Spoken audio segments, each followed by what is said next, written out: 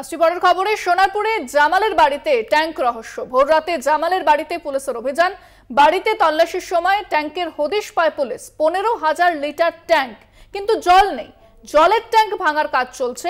জামালকে নিয়েই তল্লাশি অভিযান পুলিশের। বেশ কিছু নথি ও ডিভিআর উদ্ধার করেছে পুলিশ।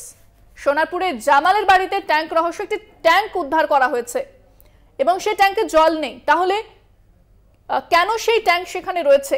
15,000 লিটারের ট্যাঙ্ক, কিন্তু জল নেই। বিস্তারিত কথা বলবো, ফোনে রয়েছেন প্রতিনিধি সুখদেব দেব।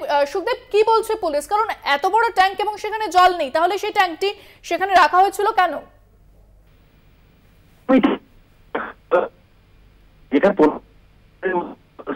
সুখদেব, তোমার কথা আমরা স্পষ্ট শুনতে পাচ্ছি না, তুমি যদি স্থান পরিবর্তন করে কথা বলো।